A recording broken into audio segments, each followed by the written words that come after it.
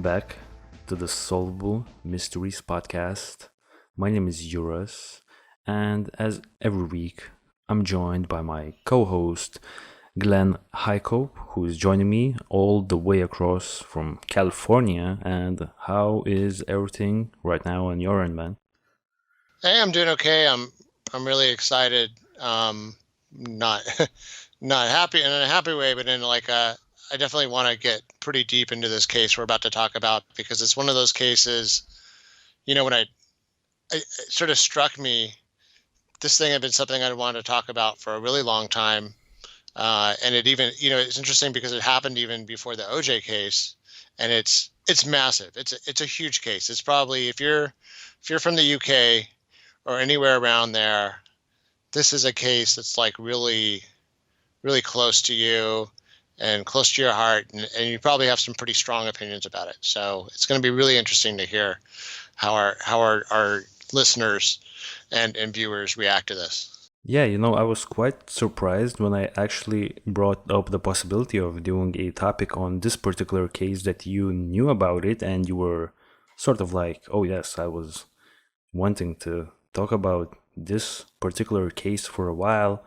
I sort of imagined that you would have heard about it, but I didn't sort of expect that you actually had strong opinions about the actual case even before I mentioned it to you. So that just sort of shows to me how viral and global this dark, very, very dark case is.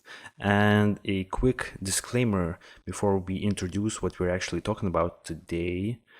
If you're gonna do your own research, just keep in mind that the UK government in particular is really protective regarding this case, and if you share any sensitive information regarding this case right now, you could potentially face jail time because people have been jailed up to like 40 months, I believe, for just sharing pictures online via Twitter and basically Facebook. So just keep that in mind that if you're gonna do something about this case, then you definitely risk the consequences of the UK government going after you.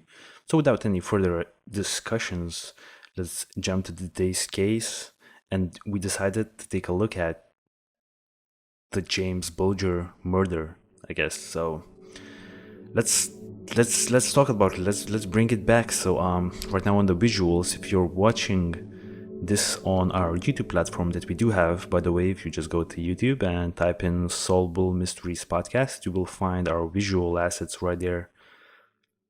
We are now looking at two young boys. Well, this CCTV footage still image that we're looking at, it's pretty low resolution. It's actually, this quality that we're seeing right now has been actually enhanced, so this is as good as it's gonna get. And it's of two young boys who are just casually looking around and sort of scoping out young children in the New Strand shopping center in Bootle, which is pretty much in the UK, in the general Liverpool area. And this still image right here has been taken on the 12th of February in 1993. Now, the two boys who are looking at children, for say, in this still, I believe on the left hand side you have Jon Venables, and on the right hand side you have Robert Thompson, and they were essentially playing truant. So I don't know, man, have you ever heard about the term truant? I believe it's something like when you are skipping school or something, right? Yeah. So I know it is what it means. It means missing school without a proper excuse. And actually, when I was in school here in Los Angeles public schools, it was like a big deal to have an absence marked unexcused / truant, because it was like something that could affect your ability to get into college. Okay, so right now we are looking at Robert Thompson. So this is one of the kids from the CCTV footage still, and this is the other man, young boy at that time, I guess, Jon Venables right here, and they are just casually looking at kids. And if you saw them in the food, I mean, in the near the food store section where they were essentially scoping out the kids, you would probably not think too much about them. Sure, it would seem a little bit weird that these kids are looking at other little kids, but maybe this is just what little kids do. But soon we will find out that this is definitely a lot more sinister than that. Then let's jump to another asset.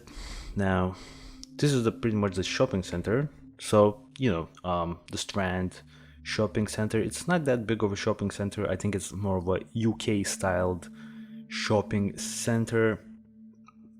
I think it's right by the canal, and just I guess a regular shopping center right here. But then also at the same time, two other people have recently entered this shopping center. So now we're jumping to another image of Denise Bulger with her, I believe, 2-year-old son at the time, James Bulger. These are some of the pictures of Denise and James.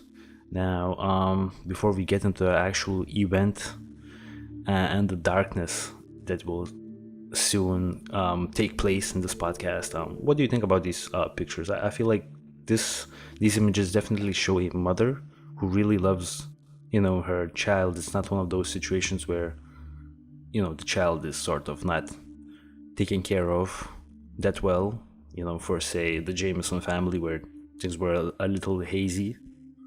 This looks like a stand-up mother right here, you know what I'm saying?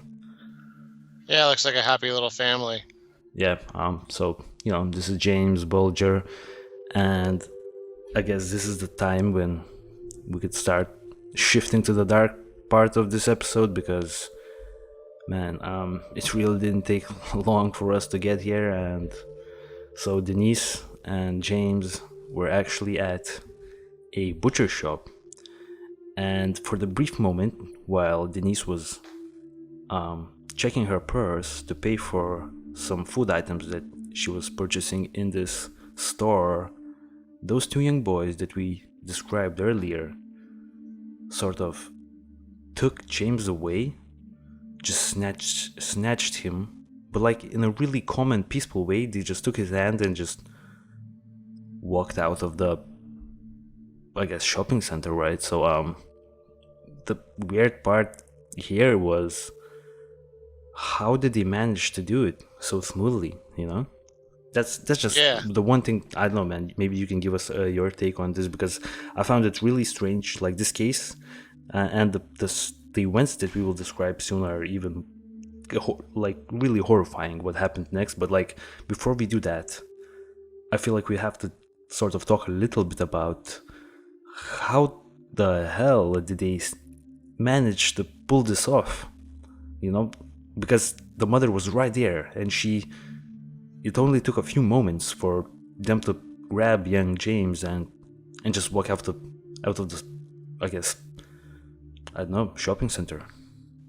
Yeah, I think that was the thing about them, and maybe that was what made this case so shocking, was that they both, cosmetically, until you knew them, especially Jon Venables, until if you just saw them on the surface, they looked very young, they looked very innocent, and apparently, the kid went with them, at least at first, pretty willingly. In fact, later on when they're interviewed, they remarked that the kid actually seemed to like John, who's on the right, Jon Venables.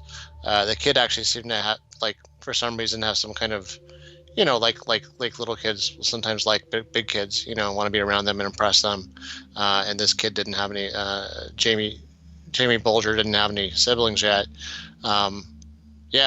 Just, some nice kid walking me around. It's exciting. The kid's only 2, so he doesn't really know what's going on, right?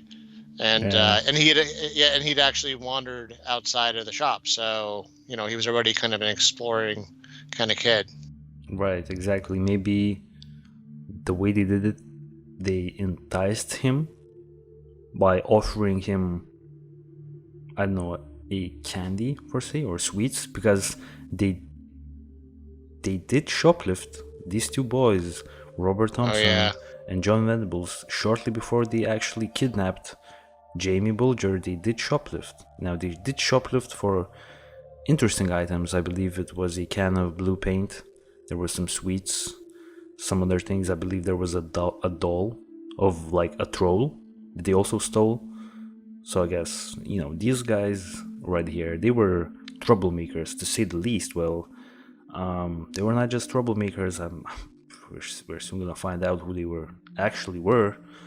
And actually, when you look at this picture right here, when you look at Jon Venables actually both of them, like Jon Venables looks like he's demonic, you know? Yeah. He really does, man. Look at those eyes.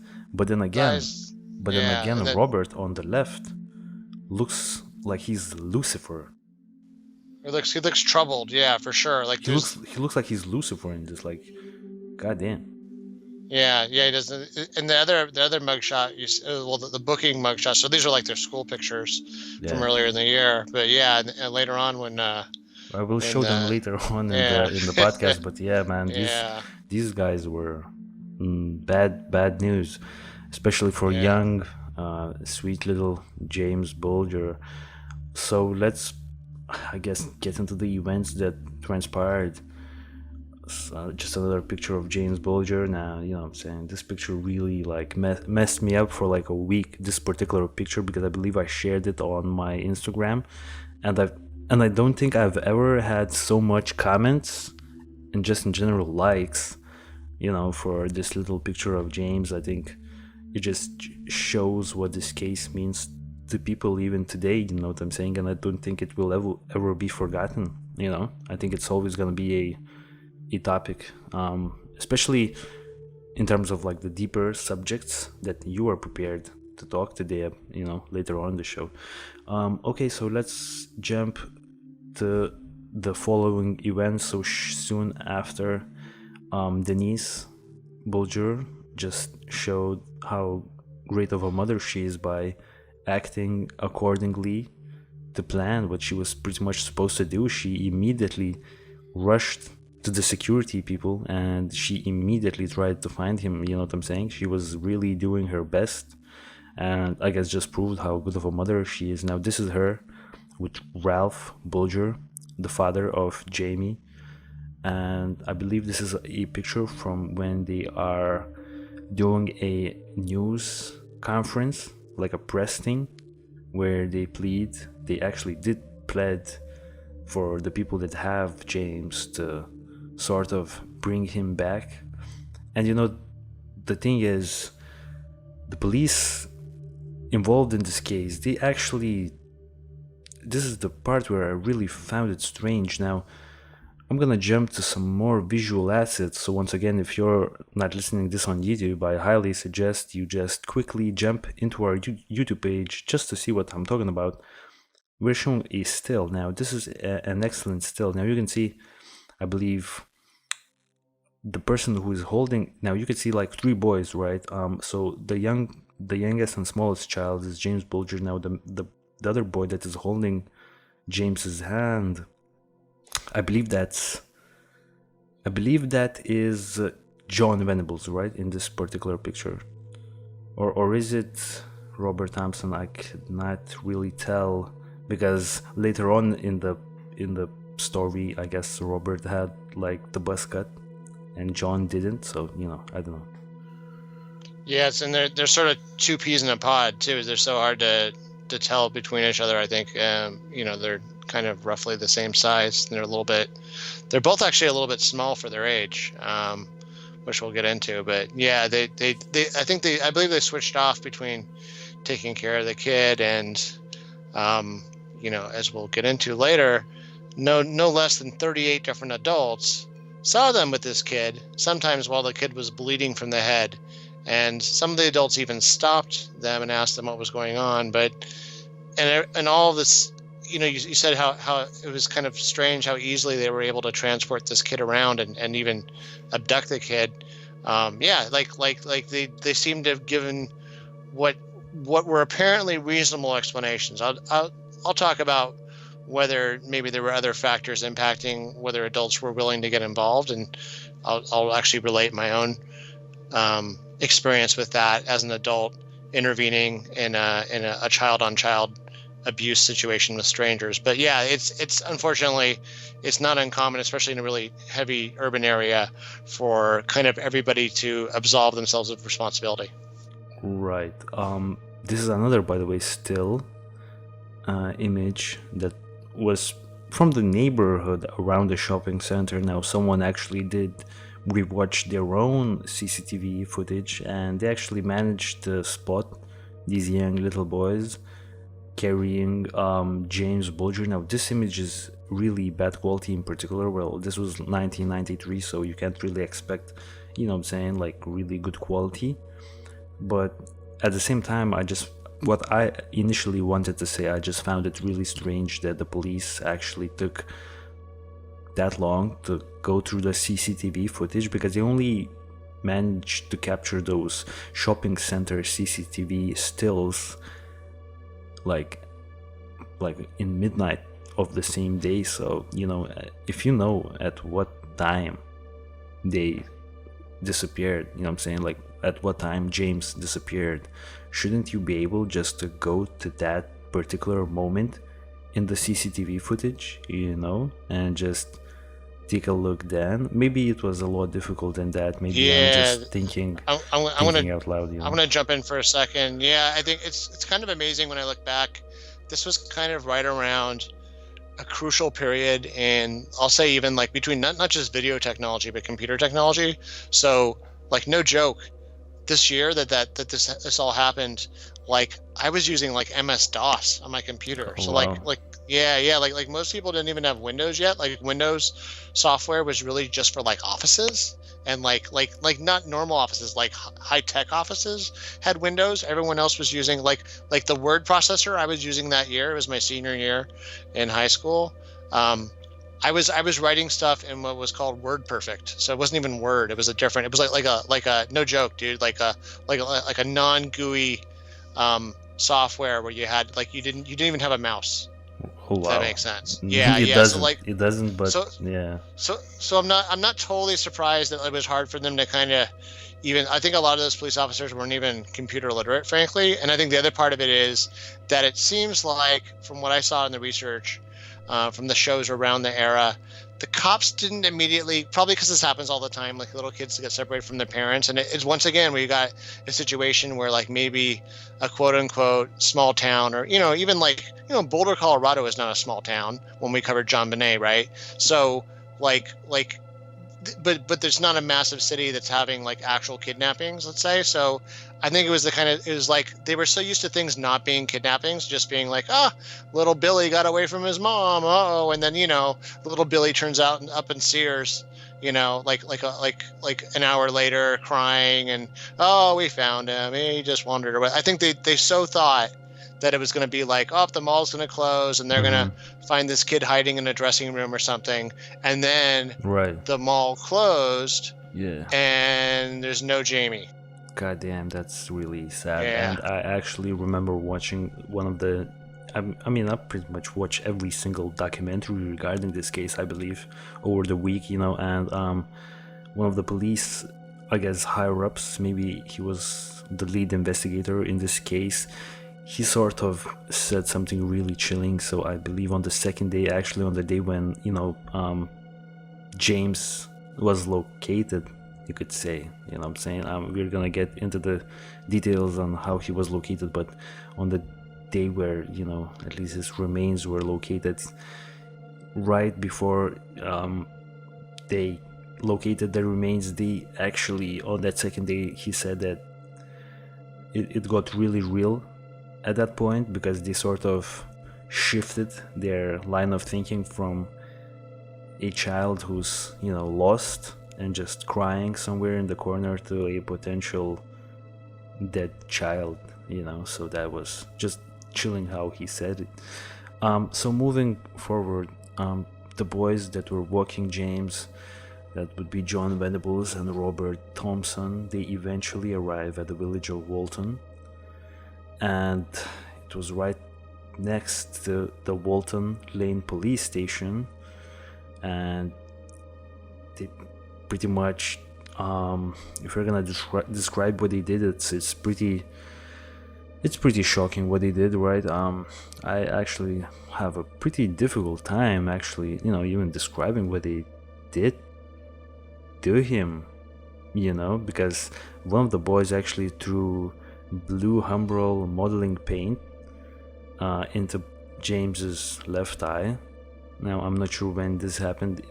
I think a lot of these things happened prior to them arriving to the final destination, I guess, but they also kicked him.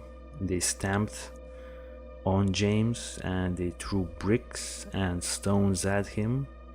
Batteries were placed in Bulger's mouth, and there's some indication that maybe they actually did also like sexual things to Jamie.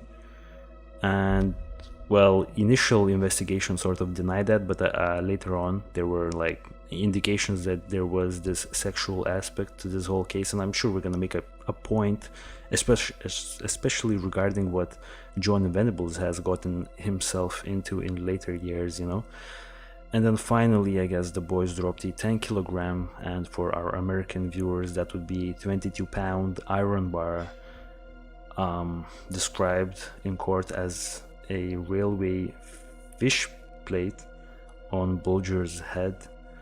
And after that, he sustained 10 skull fractures as a result of the bar striking his head. And, Alan Williams, the case's pathologist, stated that Bulger suffered in total 42 injuries, and this is pretty much the reason why Jamie's death is actually really hazy, because we can't really tell which one of these 42 injuries was the fatal blow, because there were just so many. So these boys didn't just kill Jamie, they might have killed him, and they sort of were still beating his body up, So yeah, I'll even add on a couple other things, which is interesting because some of it is some of it's just outrageous, and I don't mean outrageous in a good way. I mean outrageous in it outrages the soul. So, the fact that they before they kind of finished him off and did the final blows to him, they had used him as target practice with bricks, and at one point one of the kids is actually chastising the other one that he's not doing it right. And here's the other thing, and this is going to get into some of the research I'm going to call on in the end. It looks like there was a sexual component to it. Now, they specifically that it looked like his foreskin had been forced back on his genitals. So that isn't that unusual for young children to kind of do some exploring with each other. I'm not saying that that's great, but it's not unusual. Young children are often curious about each other's bodies, and they don't always do it in the context of, let's say, a sexual way versus just like literally it's some other kid's anatomy and they only get to see their own. But it does look like between that, and they know this just forensically, they could tell that when they did the examination of what was left of his body. And then additionally, it looks like they'd also stuck batteries in his anus. Right. So that's a little more, sounds like a little more of a sex crime, But or it's some hazy. kind of assault. But it's hazy because I didn't really get this detail. Like some sources state that this did happen, and some state that it didn't happen. So it's a little bit hazy. But I think the events that transpired after a very, very long time after this event, I think, leads me to believe that may have happened, right? Yeah, and then finally, at the end of all this, and just this essentially torturing this poor toddler, and giving, the kid, because the kid, this happened over an extended period of time. It wasn't, like I said, he was bleeding at some point when he was walking with them. Other adults saw him, so they had knocked him down. They had kind of brutalized him along the way when they could get away with it with no one seeing. And then when they got to this final destination, in fact, they say that at one point they stopped by a canal. A couple of the shows I watched pointed this out, and they said that they'd actually thought about pushing him in.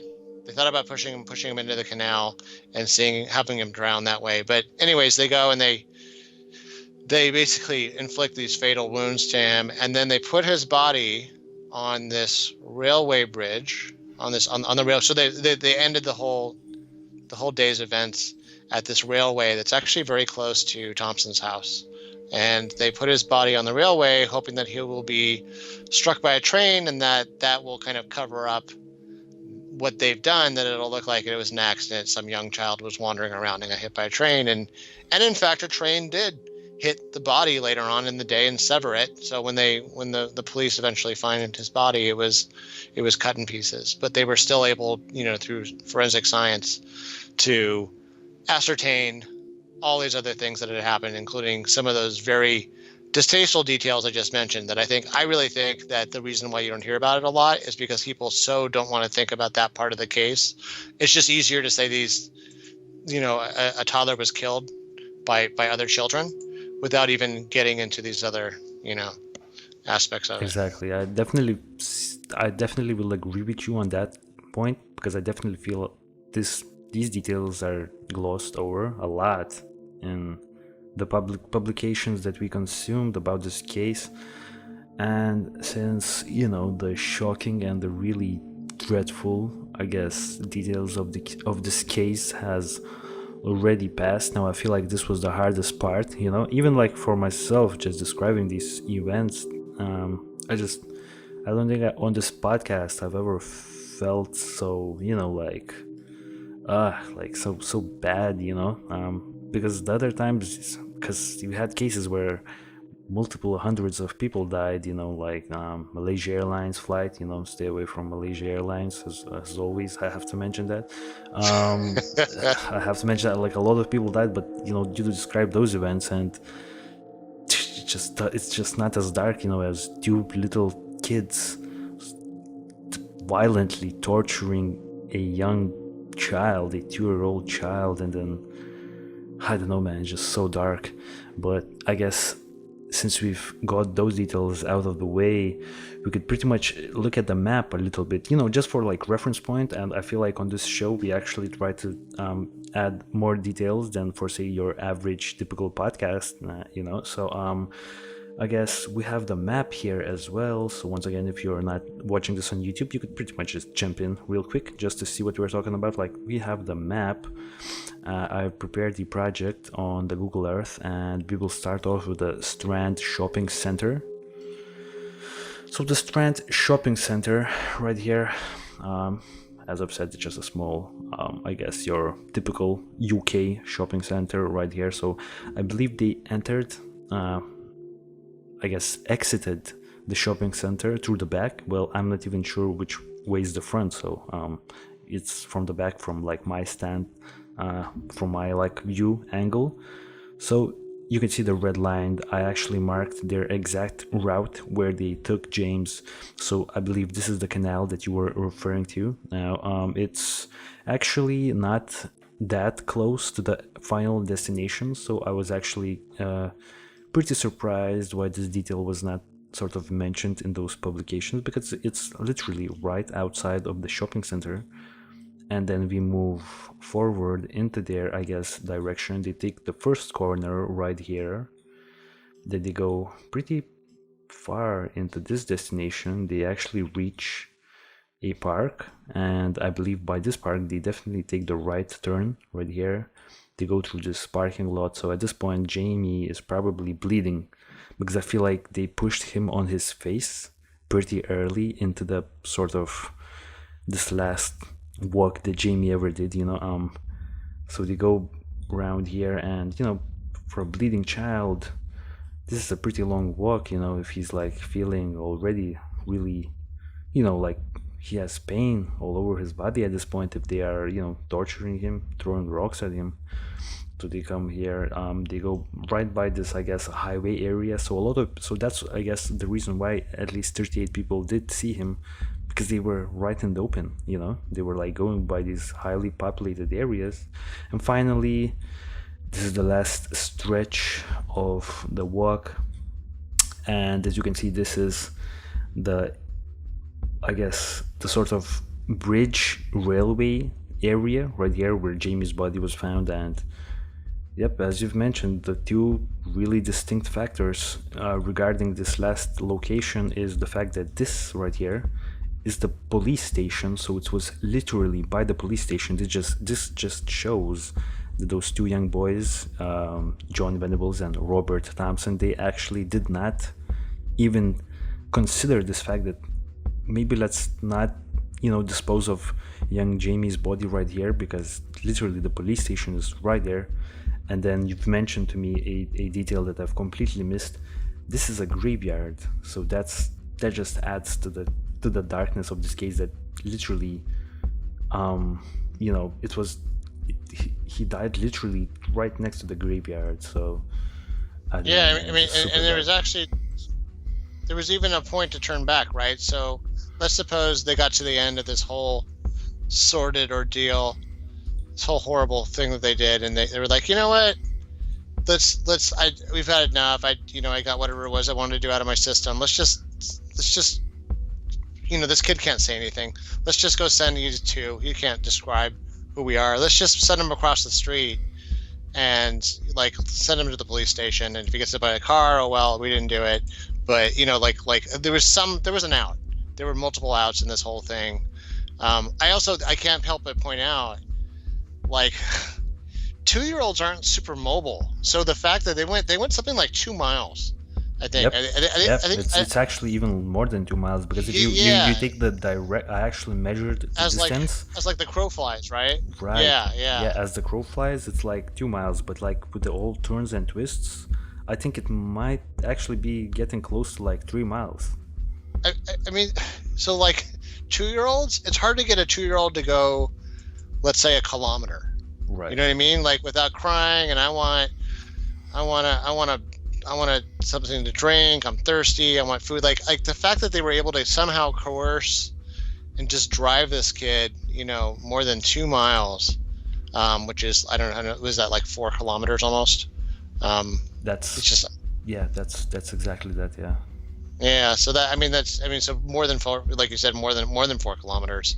I mean, it's kind of amazing in a sick way that they were able to even motivate the kid to keep going, or, you know what I mean? Not just have him just melt down, poor Jamie, just melt down on the sidewalk and just say, you know what, I'm not going any further.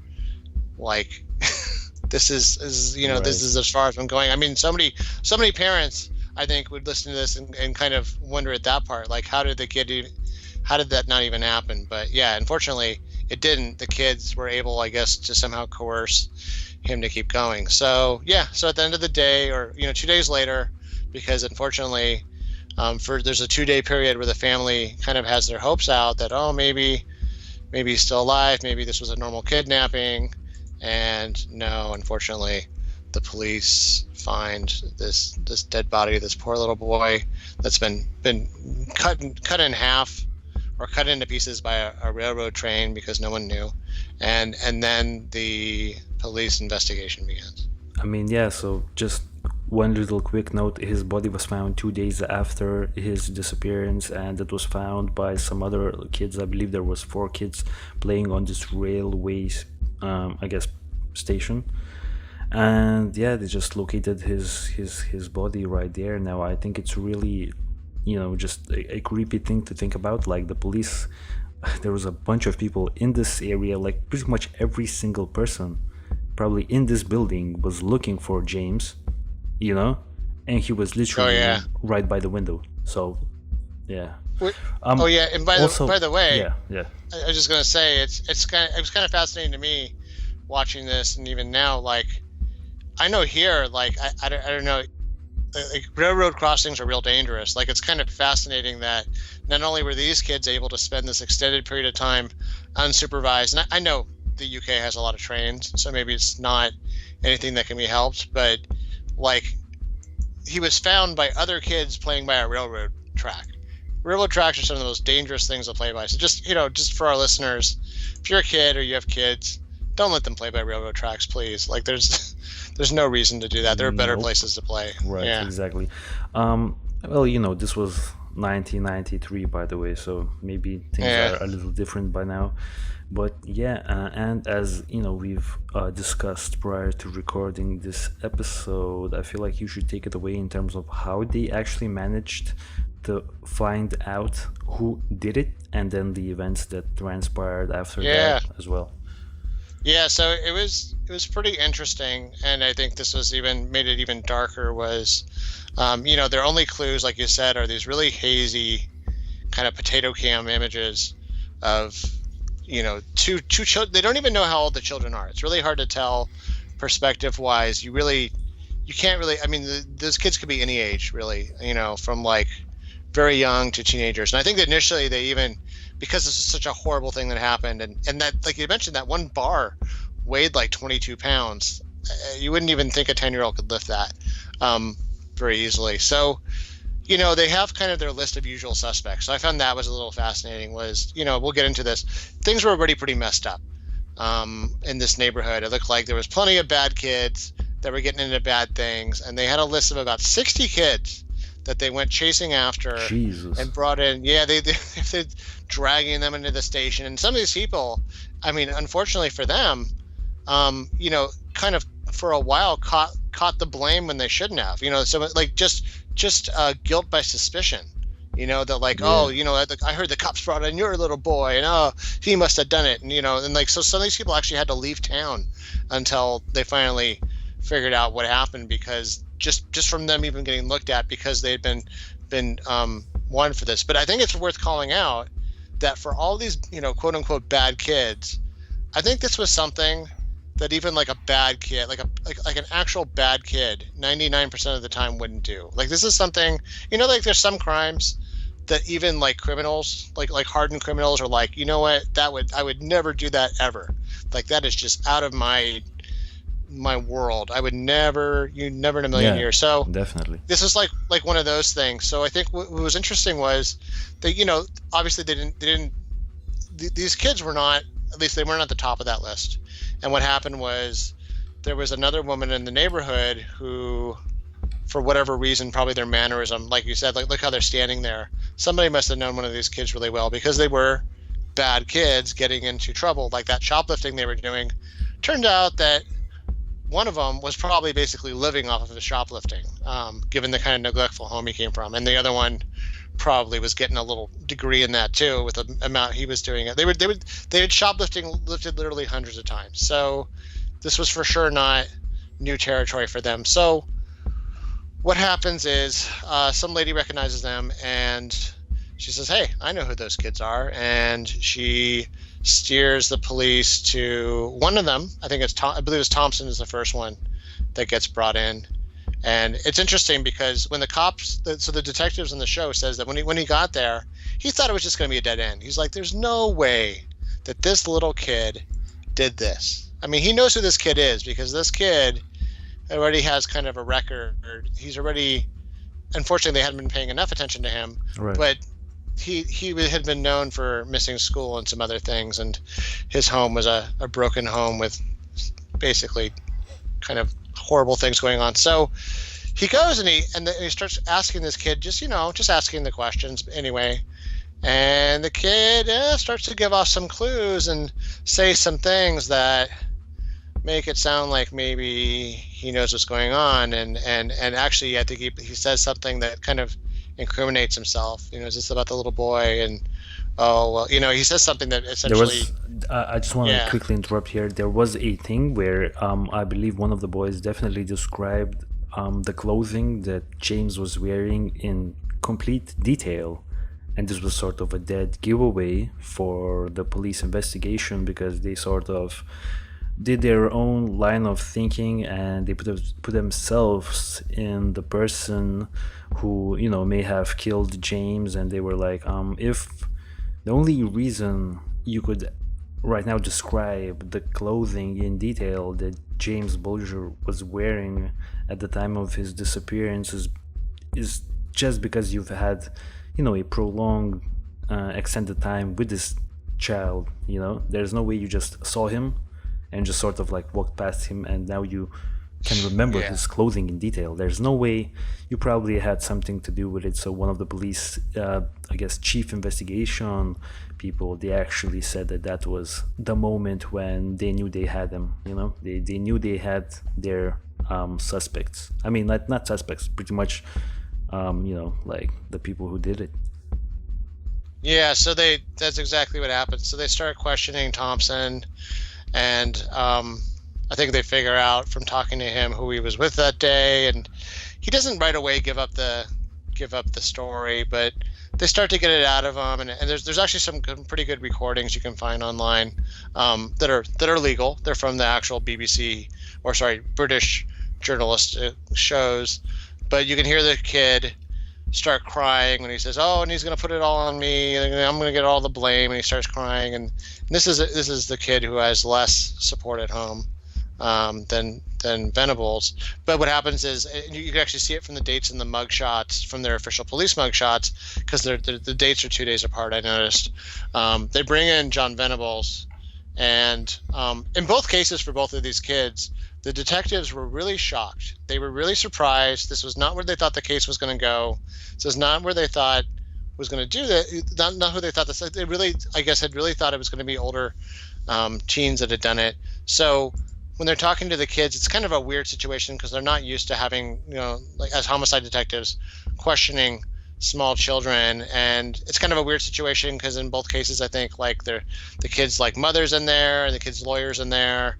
And so what happens is John is actually the one that is least forthcoming. I think it took him 2 days of just constant interrogating him and doing so pretty nicely.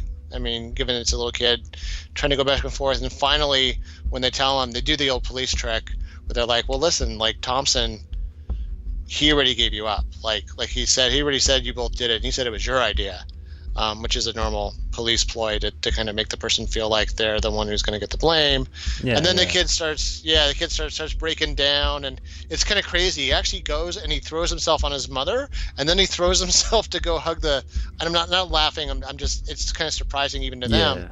He rushes over and he hugs the police officers to try to say that he didn't do it and that he could never do it, and that but this is where like I think it all starts coming down. So anyways, at the end of the day, they can't get a very good description of the actual events that happen. They get, out of Thompson, they get some admissions of the violence, but really it seems like both of the kids, at least as far as what they're willing to talk about, have kind of blanked it out. It's a horrible thing they did, and it's so embarrassing and mortifying, and they know it's just, damning what they've done, that they can't even relate to themselves. And like I said, I think that's why some of the sexual aspects of it are also probably some of the things that even they themselves, because, given the kind of environment they probably grew up, the things that they did might not be viewed, not just as like weird doing that to a kid, but like it might be viewed as like kind of strange that they did it to like a kid of the same gender, etc. Right. So there's probably a lot of things that are embarrassing that like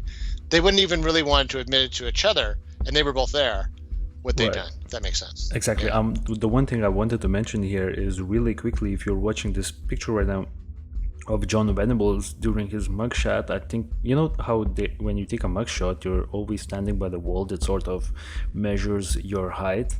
I found it pretty interesting that he barely is tall enough to actually even stand by the wall. You know what I'm saying? Like he was like 4'5", I believe, or something like that. You know what I'm saying? So it's like, so even like the police, not necessarily the police officers, but people who like draw these lines, draw these I guess measurement lines on the wall, they were not even anticipating to ever have anyone that small, and it just shows you that maybe if you're below 4 foot, you shouldn't even get trialed. Well, I mean, we have something about this later on the show, how in some American states you could like get trialed if you're like 5 months old and stuff like that, but maybe later on the show. But so you gave a pretty good description. So and by the way, this is Robert Thompson as well. So I think he was even shorter. Like you could see Robert standing by the same wall, and he's barely tall enough. So I think this just illustrates, how young these little boys were when they did what they did. Yeah, and it's so. I guess this is a good time to start talking about this breaks on the British public, and they at the time they hid the names, so the names didn't come out until after the trial. We'll talk about why, but during the trial, their identities were protected. The British public, and I would say also probably the world at large. I mean, it's worth, like you said, you were a little bit amazed that I've heard about it. I heard about it, and I think I'm even amazed that I heard about it. But I think it was, and like I said, this is really pre-internet. I mean, there's some kind of internet, but like the internet, it's not like the internet now. It wasn't even a fraction of the internet now. This was one of those news events that I think transcended nations and was so outrageous. No one had ever heard of that happening in a let's say modern Britain or even the modern U.S. Or anywhere for that matter. Yeah, almost. Yeah. Like in your, I mean, you would only expect that in like a really dysfunctional place, and certainly Liverpool in the 1990s is not that dysfunctional. So yeah, to that point, it just you and I were talking about this before.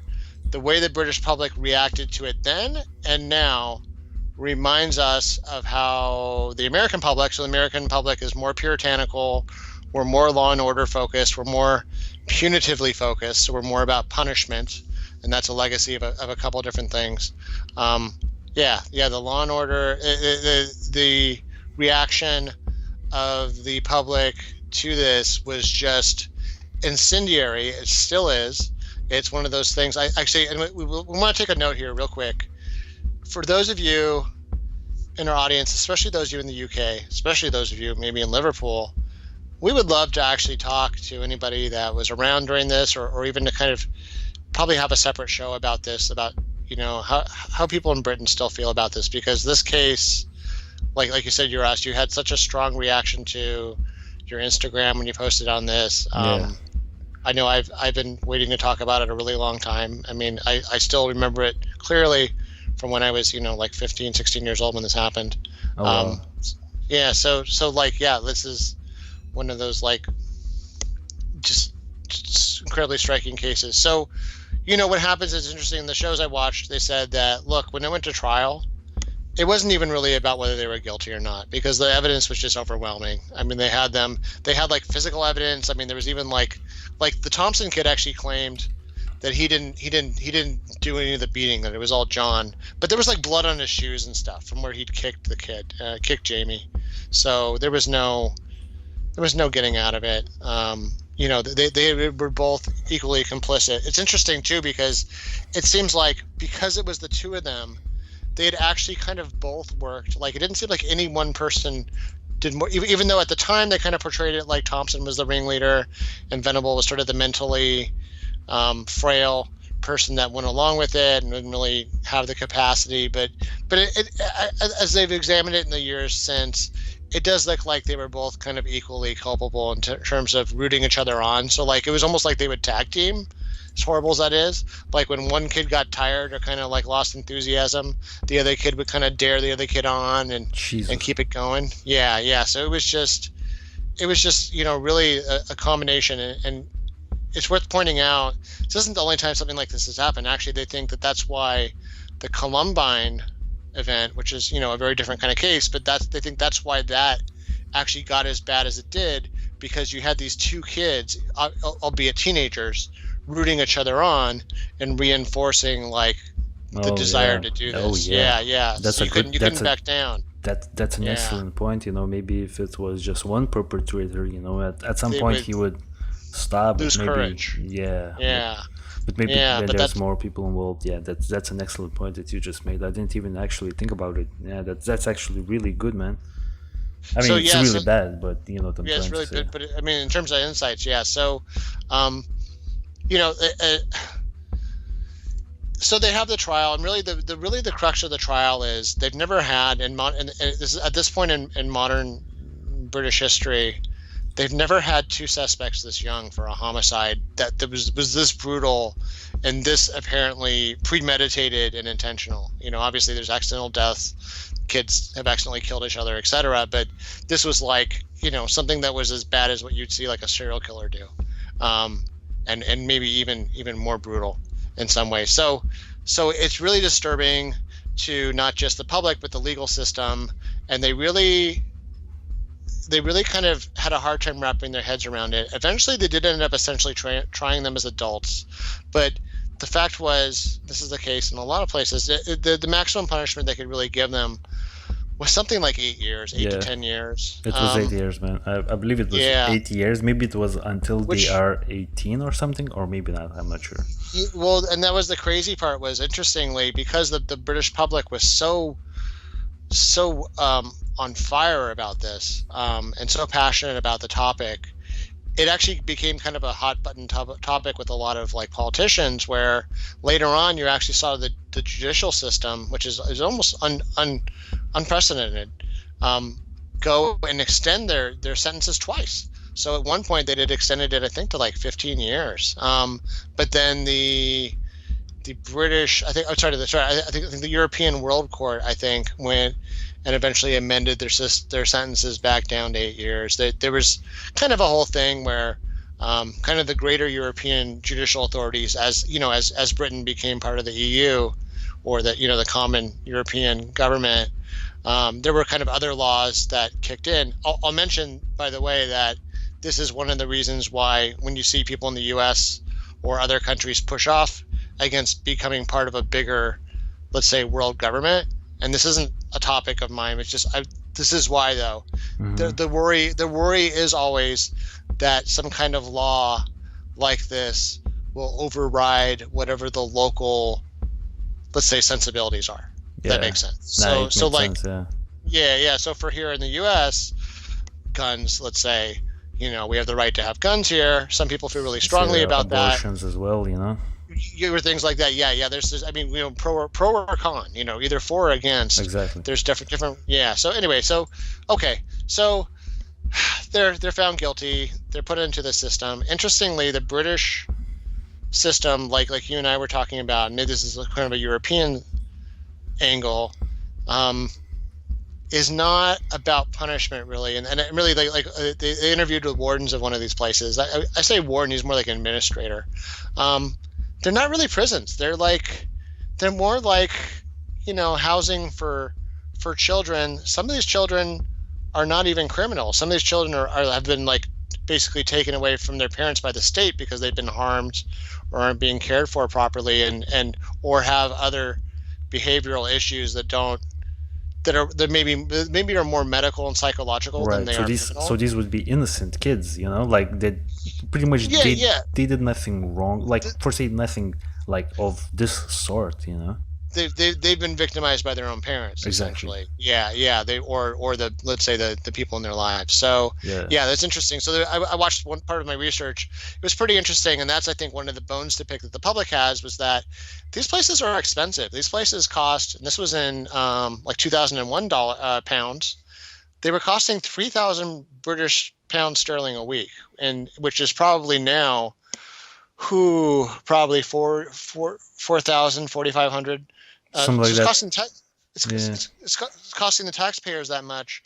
And I know the exchange rate has changed. So it used to be 2 to 1 for British pounds to US dollars. Now it's more like, 1.2 or something.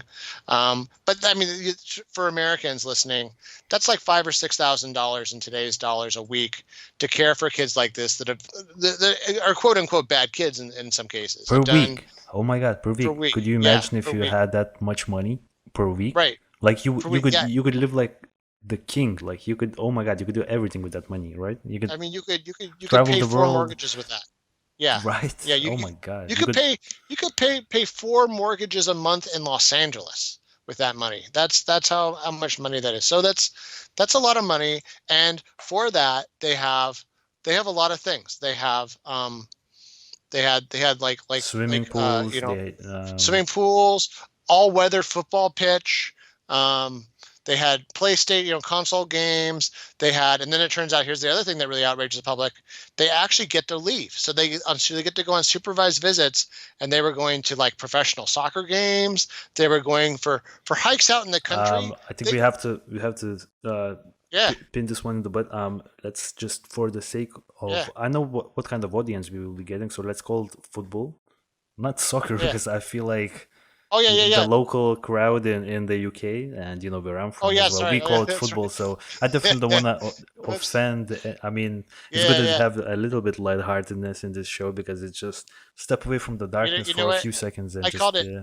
I, c- I called it the all-weather football pitch, but then I forgot when I talked about the the pro part. So professional soccer matches, like going football to go see. matches. There was yeah, it was one of the shows I saw. They were showing this one headline in the paper where it was like Venable went to go see Manchester game, and it was like, oh my god, yeah. So it was really like a big deal, and a lot of Right. people were like, hey, they're living. Not only are they having a better life now than they were before this happened, they're having a better life now than a lot of like other kids in England, Oh my God, better, in better, Wales exactly. yeah, Because also you have to mention the fact that not only all of these commodities were, handed to them, but they also got like professional experts to help them like almost 24/7. They had like really, really high level psychologists, yeah, all sorts of like medical psychological experts to work with them. So that's, I think that's where the bulk of the expenses came from, probably from the wages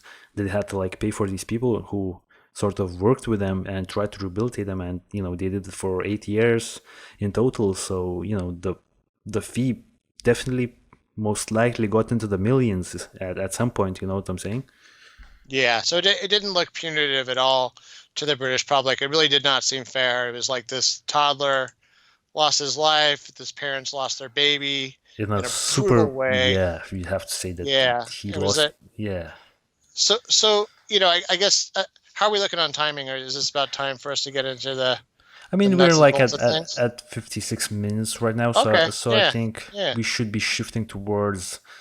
Yep, I Sort of guess. the big picture stuff. So okay, so I think it's worth pointing out finally that in the aftermath of this.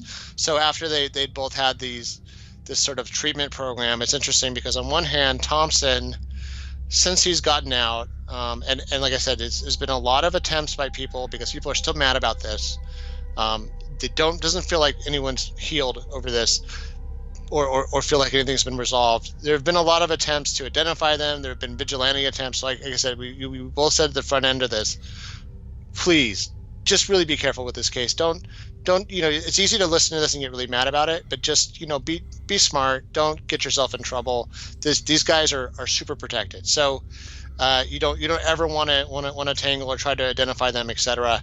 It's not worth it. So this happened to them a couple times. In fact, Just, yeah, yeah, like if I, because I have the list, I could like really quickly yeah, breeze yeah, through all the things that happened there. So go for it.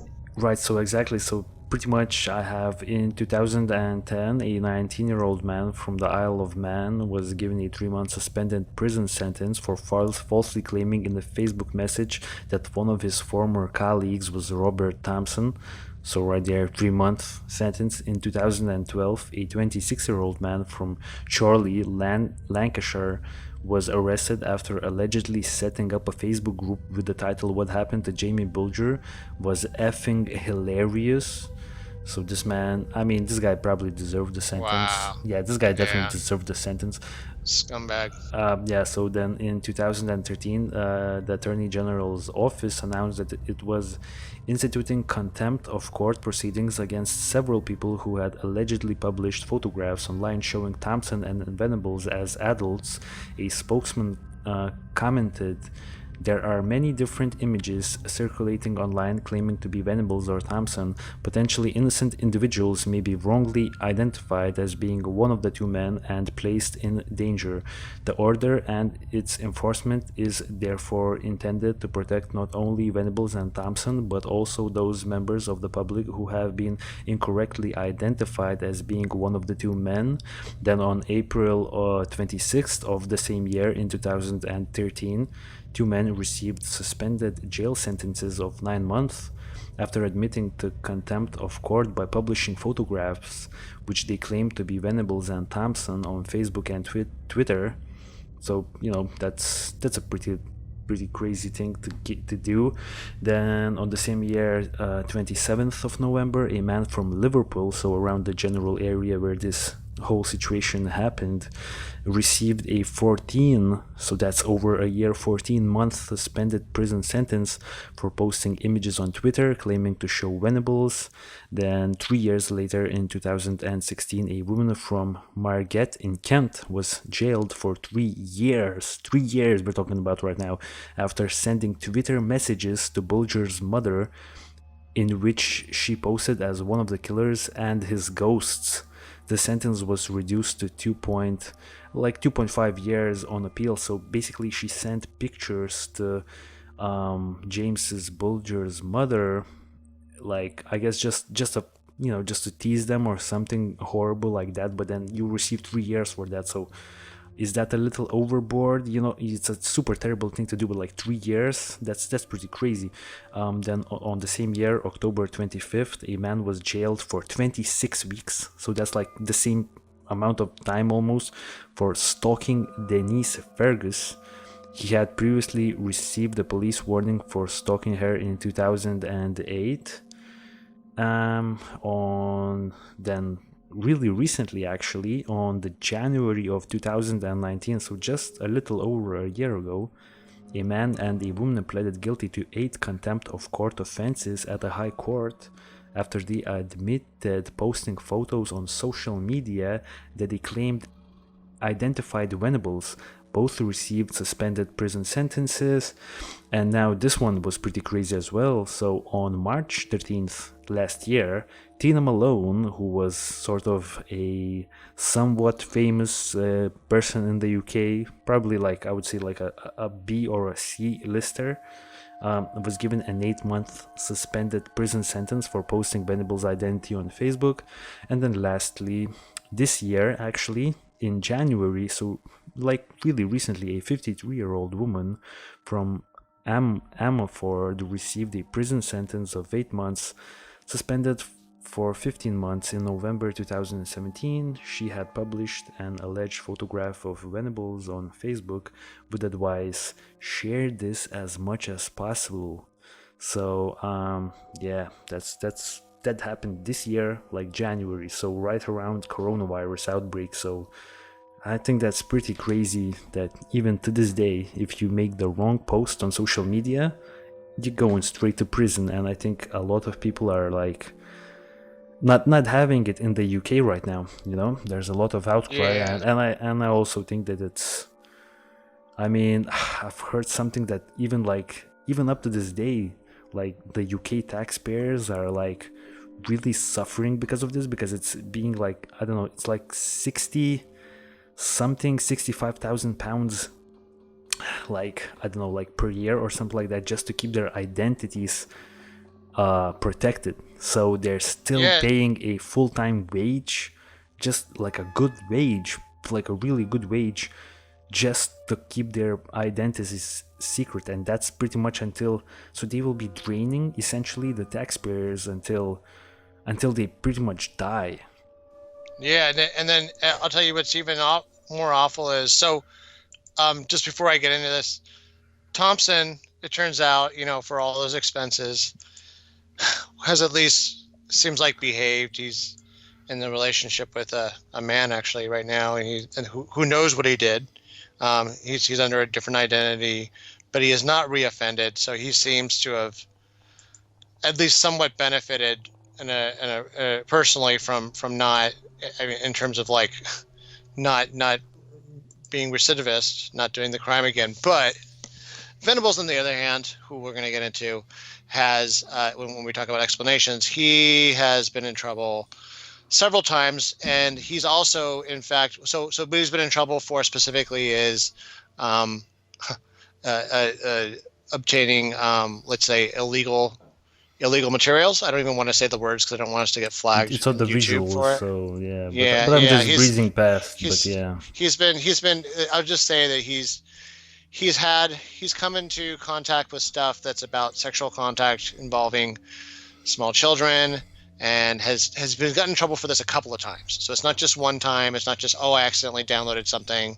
No, he's been caught on purpose soliciting these kind of images. He's been caught posing as even like a mother abusing her child, or sort of prostituting out their child to try to get pictures on like online forums. And he was like pretending to be in that situation just to get like someone else's like home-made videos. It just shows how dark and creepy awful he is, and just in general how the whole scene is. You know what I'm saying? Like, where are these forums? What are they talking about in these forums? That's so dark. Yeah, and he's gone and he's solicited this stuff. Yes. He was basically soliciting something to happen to someone else's kids even. So yeah, he's pretty awful. And not only that, but because we mentioned all this effort that's gone into protect him. Well, apparently every time that his identity is blown, and sometimes he has done it himself inadvertently or just negligently, he was telling he was actually telling some of his like people, new friends that he made while under this like hidden identity. He was like telling people who he was. So why it just begs the question, why do you still protect him when he's literally out there telling everyone who he is, just disclosing it? So every time he did that, it cost the British taxpayers £250,000 Jesus Christ. to reestablish wrecking a new Lamborghini. You know what I'm saying? Yeah. Like every time he said something, that like Lamborghini is driven off a cliff. You know what I'm saying? To protect him. So and he killed James Bulger. So yeah, he killed a little child. So yeah, and I mean, so I guess we can get it. I think this is a good time now to start getting into the nuts and bolts of like, what's the deal? Like, you don't really see this. This part of the reason why this is such a ridiculously horrifying case. And I know you and I, when we talked about this, I think I mentioned this on the Casey Anthony case and some other cases.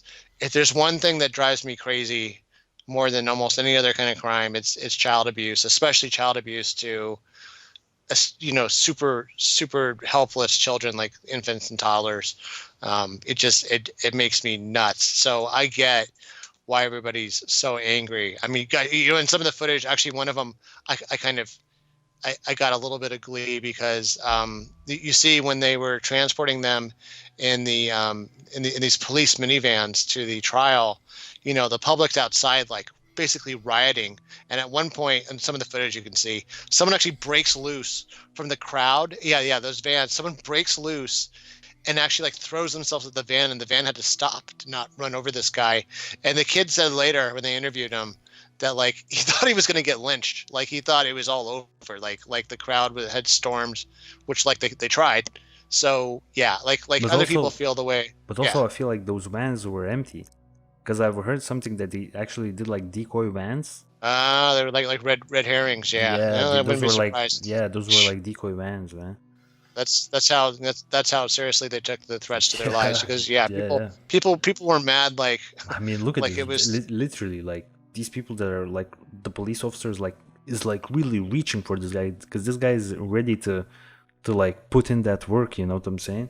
Yeah. People were ready to sacrifice themselves to get these little monsters. So yeah. So the question is, where do these monsters come from? So.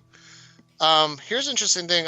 When I was going through this, I was going through some literature, and of course, you want to try to find out as much as you can about these two children, because like what could possibly be going on in their lives that they would do what, like we said, even other bad kids would not do. Even other bad kids are like, this is not what I'm about as a bad kid. And they were. So here's what was going on for the two of them, and then I'll get into the family, and then we'll kind of wrap it up. So. Thompson, on one hand, was coming from a distinctly dysfunctional, abusive, neglectful household. He was coming from a household that when his father was there, before he left the family, and there were 5 kids in the family, he was like the fourth out of 5th. There was a baby infant. When the father was there, the father was beating the crap out of the whole family, beating the mother in front of them, beating her and leaving her to be basically naked in the cold in front of them. There's one event they mentioned where apparently they were like chocolate. One of the Christmases. It's kind of amazing a household like this even has a Christmas. That they think that like they can celebrate Christmas for all the deviancy going on in their house. Right, but right. you know what I mean? Like, oh, Jesus is going to be okay with that, but okay, whatever. So yeah, you know what I mean? Like, oh, okay, I beat the crap out of my wife, but yeah, we're going to celebrate Christmas. So, so at one point there were chocolate Christmas tree ornaments, if that makes sense, that were hanging on the tree. And at one point the ornaments went missing. So the father went to all of them, all the kids, the boys, and put their genitals in some scissors and threatened to cut off their genitals if they didn't find out what happened to the missing, the ornaments that these poor kids. Yeah, that was just one story. Yeah. So this is Robert Thompson's household, right? This is Robert Thompson's household. His mother apparently is a big drinker, and boy, I'm going to get into the parents in a second. I'm going to really rip them a new one. But yeah, I miss this detail, man. Oh my! This kid is living. He's living like an animal. He's living. You know how he's living is. You know how like kids don't like to get up early usually. Yeah, usually like a lot of kids. Depends on the kid. A lot of kids, especially if they have to go to school, they want to sleep as late as possible. Yeah. Well, okay. Robert Thompson isn't going to school. He's missing well over half the school year since he was 8, at least. So he's missing so much school. Let me just give that for perspective. In my kid's school, if a kid, this is normal for the school district, if a kid misses more than 2 weeks of school, excused, so like not truant, like they have a note from the doctor, they have a note from the parents saying, hey, we went on vacation, hey, little Billy caught the flu, couldn't make it. If you miss 10 days of school in my kid's school district the whole year, the government makes you like basically make an appearance. Like the government wants to talk to you and say, hey, what's going on? For some reason, in this British city that has all this socialized medicine, for sure, like from an American point of view, and Americans, like, we kind of have small government. I'm not always for that, but anyway, we always think of Europe as being very like socialized medicine, and you're paying a lot of taxes. So the government's kind of like providing a lot of services. Yeah. This school didn't seem to be able to get the social workers to do anything. The school said that Thompson had shown up like hungry all the time in the morning, so like he's not being fed right. He showed up with a black eye and a cigarette burn, which like here is supposed to trigger like a massive social worker intervention, but it doesn't always. Unfortunately, there's been some big furor about that. Anyway, so it obviously. Perfect world, you'd think that wouldn't happen. But yeah, anyways, this kid very clearly on paper is already a problem, and not necessarily for his own doing. So he's waking up early every morning. He is not going to school. He's walking around the neighborhood. He's hanging out with these other kids. They said he was essentially living like a feral child. He was living like a homeless child. He's hanging out with these other kids, and all they do all day is steal stuff and mess around and hang out by the railroad tracks and get into trouble and steal things and shoplift and do nuisance crimes. So there was a reason why the cops probably knew something about him before this happened. But yeah, there was if there ever was a kid that was crying out for help. Here's the other thing, and I'm going to compare this as well with Venable. He had a baby brother who was right about the same age as James, and who was getting what little love there was in the house was going to this kid. This was the only kid at this point. Oh, and the other thing was he was the second youngest, so he's kind of like in the pecking order in the family of these kids growing up in a household full of abusers. Yeah. So they're probably all abusing each other too. He's the smallest, other than the baby. No one's going to beat on the baby, hopefully. So they're beating on him too. So he's got a lot of reasons. So apparently he would at night. So after being gone all day, gone from school, at night he would climb back up the drain pipe and go back into his house when everybody was asleep again. So that was his life. No one's feeding him. He's feeding himself.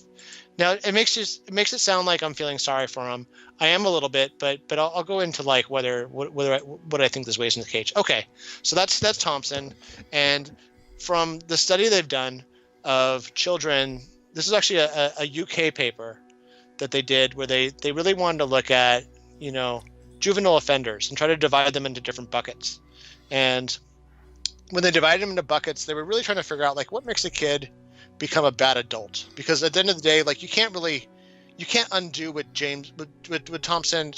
what Robert Thompson and Jon Venables did. What you would want to try to predict is whether they are going to do awful things in the future. Like how can you get them on the right path, and are there people that are lost causes? So when they did this study, this was specifically focused on kids that committed sexual crimes, which was actually a portion in theory of what happened here, but it also, when they did the research, they found that kids that did sexual crimes also they didn't just do sexual crimes afterwards, they also did other crimes like stealing and violence, etc. Okay, so Thompson, just focusing on him, he would fall in the category of a kid whose behavior seems to be mostly dictated by the family environment that he's in. So he's in an unstable family environment. He's being subject to a lot of abuse. He's experiencing and being exposed to what they call sexually inappropriate situations. So whether that's some kind of abuse, sexual abuse, or seeing like people actually have sex, or, like just things that like kids shouldn't be exposed to at that age. Right. And he's just in almost the worst case, like if you were going to try to design an environment to produce a criminal, this would be the recipe for it. Put them in a family like this, and you stir things together, and 9 times out of 10, it's not really 9 times out of 10, but you know what I mean? That's definitely like almost like designed, what I'm saying? Yeah, the like, formula. It's almost like they hit it, what I'm saying? Like they hit it right on the dot for this to happen. Yeah. If you were going to make a kid that was going to do something awful, this was a good way to get there. So, unfortunately, so that's his story. Okay, let's put him aside for a second for the end. Now let's talk about Jon Venables. It's interesting because they said for him, what was really striking about him was he had actually come from a more middle-class family. He didn't have quite as much severe dysfunction going on, but here's what he did have going on. 2 things. One was his home was a bit of a broken home. His father left, his parents had split up and gotten back together and split up again.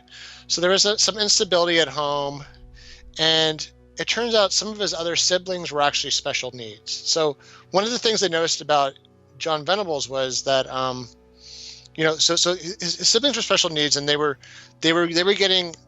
using up a lot of resources and attention from like what parents were there when they were paying attention. So he had a reason to resent. Once again, there was like a sibling that was like probably about James's age that was also one of the special needs. These are kids with like some kind of like cognitive deficits and other issues that were requiring them to be at special schools and something like that.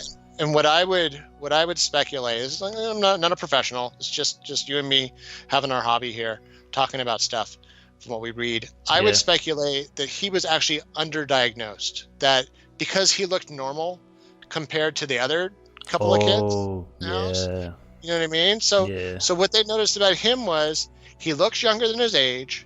He acted younger than his age.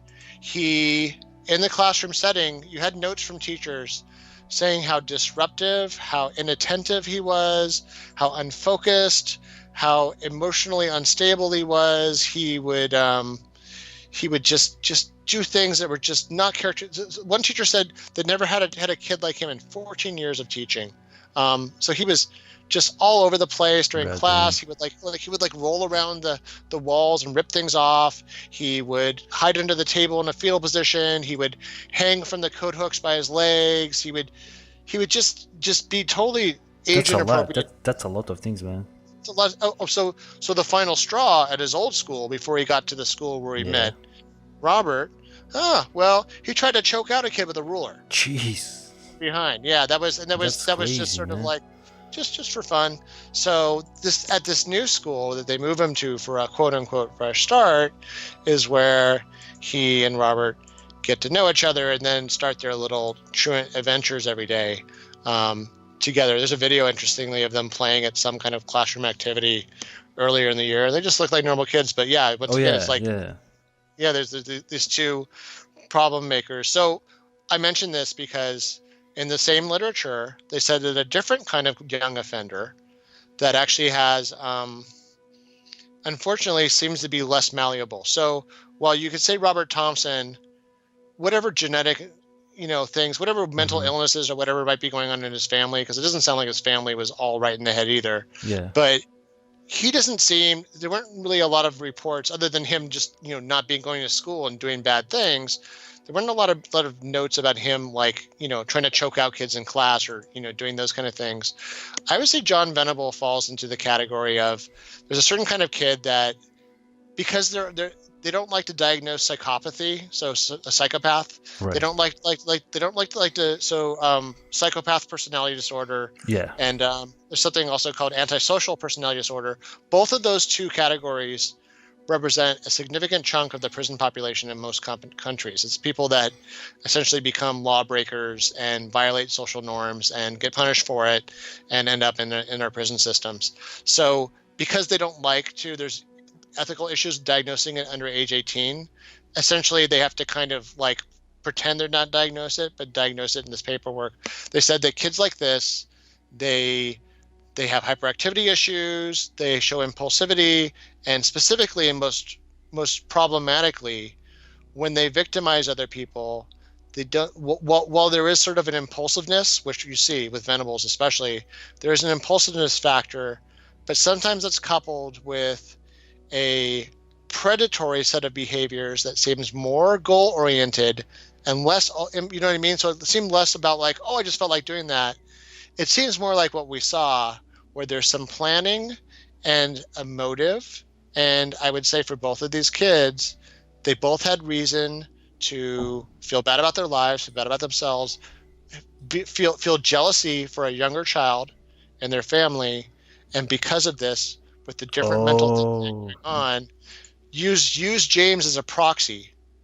Use James as a proxy for all the things that they were mad at in their lives and exert, some kind of horrible control over someone's fate. And yeah, so, you know what, you actually make a lot of sense right now, because I've been looking, while I was researching this case, I actually stumbled upon a video where I believe John Venables' lawyer, was talking to the press, and he was pretty much the only person at the time who was still actively defending John Venables, and he was pretty much, his statements and his line of thinking, or at least his I guess law defense strategy, was circulating around the fact that these two kids, John Venables and Robert Thompson, this whole situation when they killed James Bulger, well, he was stating that it was initially, it started off as just them looking for a good laugh, just messing with the kid. But then after a while, when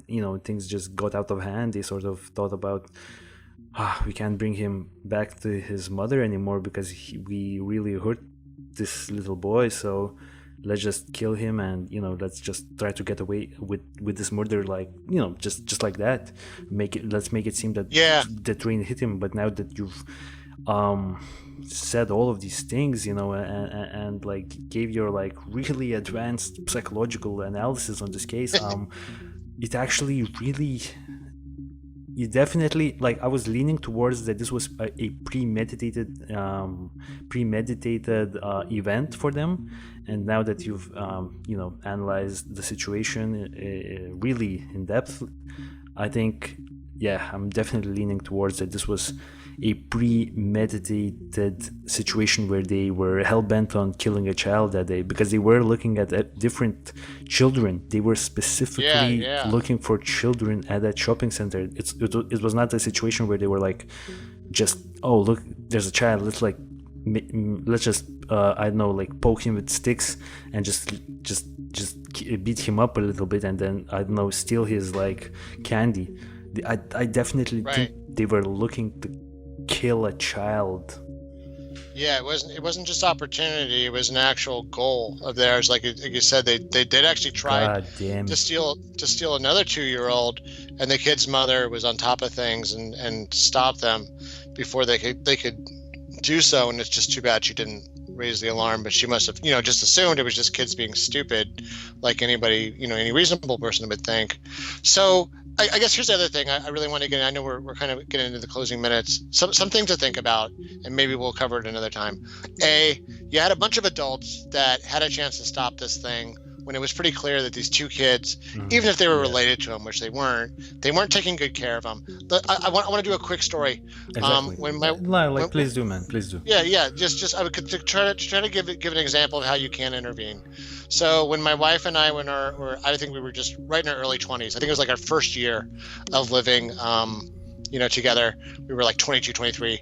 We're in Toys R Us, and I see what's probably a pretty poor mother. Look at a mother, or a really poor grandmother, like looks just dirt poor, and she's got a toddler like James's age, let's say, like a little girl in the like the shopping cart. Yeah, facing the part of the shopping cart where a child can sit. Yeah. And she's got like basically a 4 or 5 year old in charge of this kid, pushing her around. Whoa. And this kid, like I said, this is some awful, trash family. This mom who looks beaten down, just isn't paying attention. And this kid is hitting the kid in the face, like smacking the kid hard in the face. This is already bothering me. And then the kid starts to cry and scream because she just got slapped in the face by this little rat kid who, God knows what's going on in his house. And he starts to cover up her mouth, so she's suffocating. Her face is turning red. So I go, Whoa. Hey! I yell, hey! And, the kid right away stops and does it. And you know what? To tell you how trashy and how used to whatever abuse or dysfunction this family was, like some other mother might ask, like, hey, why are you yelling at my kid in the middle of Toys R Us, right? Hey, adult man. Hey, adult man who's not related to me. What's going on? What are you yelling about? Oh, no. This lady just came over and shooed them away. And I guess, this was like, this was almost 20 years ago. I always wonder, like, what I kind of really regret not calling the cops at that point. Unfortunately, like, mobile phones weren't that common. Yeah. And, I really, like, I kind of wish I'd like asked the cashier to call the cops or something to get them involved, because God knows what happened in that house and whether that kid even made it. That might be a potential episode, you know what I'm saying? Because Jesus, some garbage ass people. Yeah, and I'll tell you, what? That wasn't the only time. When I was in my apartment, our apartment complex was big, and we had kids that, frankly, unfortunately, were kind of in a similar situation where their parents, I don't know, are lower income. Maybe sometimes they were there in like what's called Section 8, assisted rent, and they were kind of letting their kids run around and be bratty. So that wasn't the only time I screamed at kids. It's funny because now, like, you'd be on camera phone and like probably someone called the cops on me, but like a couple other times where I saw kids being bad, I actually yelled at them, which is like, you don't necessarily want to do that now. That's why I think a lot of adults didn't want to get involved, because they didn't want to get into some kind of like fight with some trashy mom about how dare you yell at my kid, like some Karen, oh, my kid is perfect, and then it's like, that's what you get for your trouble, right? So I get it, but still, James certainly would have been alive today had one of these adults really put their foot down and said, you know what, you're not going anywhere, kid. We're going to call the cops. You don't look, like that kid doesn't look well. He has a big bump in his head. We're going to find out like whether you're supposed to be in charge of this. And that could have those kids would have ran away and James would have been alive. Okay. So that's one thing. The other thing I think that I can't help but really get mad about is, like pretty outraged at these kids and, their parents, who in many cases knew that their kid wasn't going to school, had brought children. I mean, in James's case, 5 kids. Really, lady? Like you're living in this horrible relationship and you keep cranking out more kids and, having another infant. And in the case of John, where it's like, it turned out the mother was kind of saying, well, I kind of knew something was going on, but I didn't really want to get the state involved. And she kind of just looked the other way, it sounds like, while her kid was missing school and doing, increasingly bad stuff. I mean, in a way, this is almost a cry for help that these 2 kids are doing this horrible thing, but I'm not excusing it because I'm about to say, okay. So in both cases, I'm really surprised. So the whole point of them at the end of that trial, they released their names and they're like, well, why did you do that? And they said, we did this because we want there to be an examination of what happened so that we can kind of find out how to prevent this. And unfortunately, in all the cases that I've seen, when they talked about this case, it didn't happen. Like, why don't we have any interviews with their parents? Why don't we know who their parents are? Why haven't their parents been brought to trial? Because really, I feel like there should be some collective punishment of the parents. Like, they should have at least been brought to civil trial. In America, they would have been sued in civil court. There was no Right. doubt. Exactly. We would have sued that's a good the point. crap out of them. That's a good point. They would have. Why did they just got away with it? Trashy animal parents. If those kids are protected, they're not. So I'll trash them. Yeah, they just seem like I mean, Thompson's dad sounds like some kind of monster, and if he wants to sue us or go to court, let's do an examination of his life, because that would be a great show, I think. Right. Come on, dude, bring it on. But okay, whatever. But then I guess the other thing I wonder is, okay, even if you look at what happened to them and their lives and say, okay, in the case of one kid, it's a horrible environment, he never asked for that, and in the case of Jon Venables, it sounds like even like when he was in the treatment, the juvenile system, he's just like dysfunctional. Like he was just erratic. He seems like he's a mentally ill person, just based on even his acts afterwards. He may have just literally been a broken, crazy person, mentally ill from day one. Okay, but in both of those cases, here's the thing. This case still bothers you and me and the rest of Britain so much. It doesn't really feel like there's been like, for whatever you say, like, oh, they're victims too, or oh, killing them, or something, not saying killing them, but something happening to them. Them being punished more won't bring back James. But I would ask, maybe we close with this.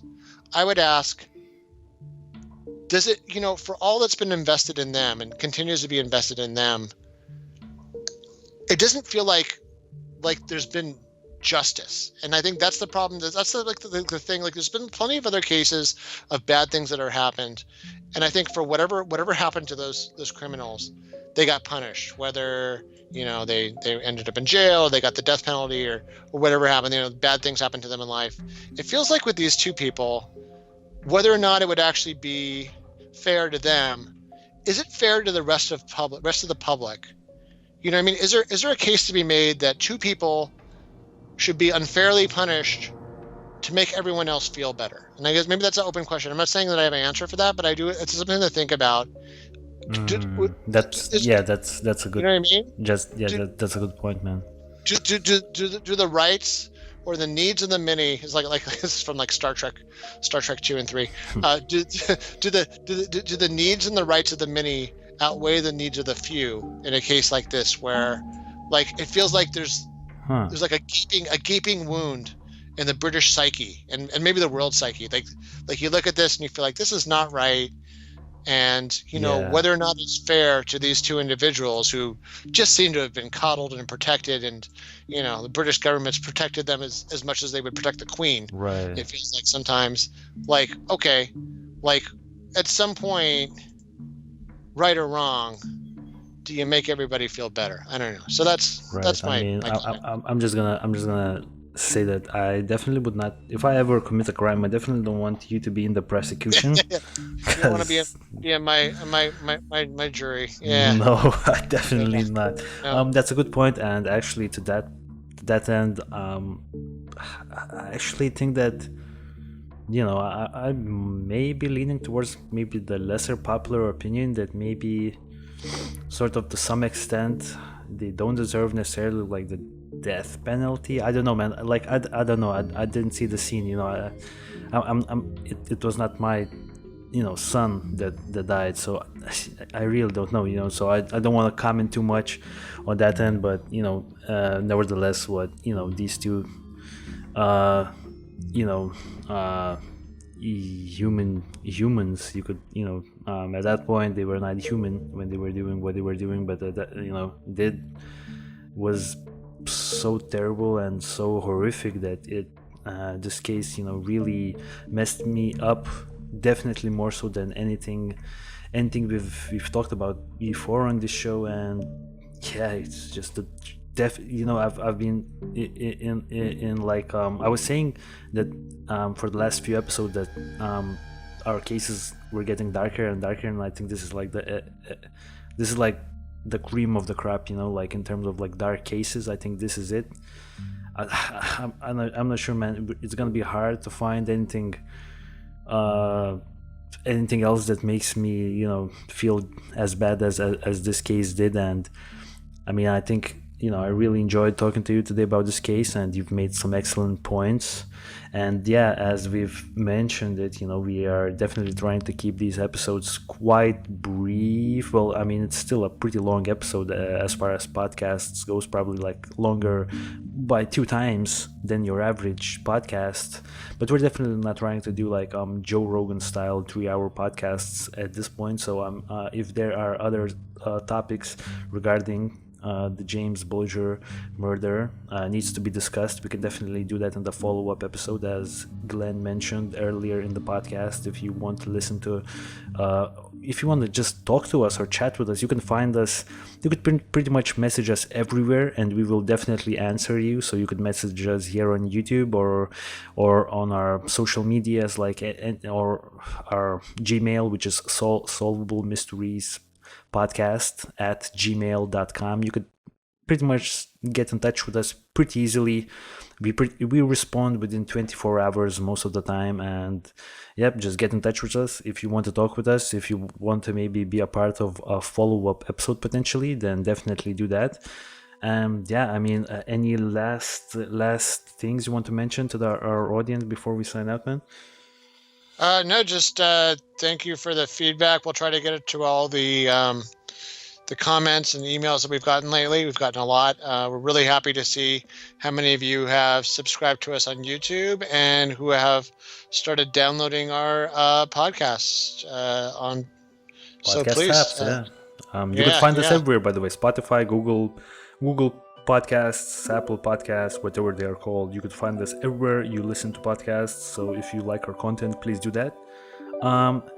And yeah, guys, as Glenn mentioned, we are really happy that you guys are taking interest and you're subscribing to our YouTube channel and you're leaving comments and so on and so forth. So really, that's really appreciated. And I guess, as always, for now, guys, stay safe. Peace out, and catch us on episode number 48, I believe.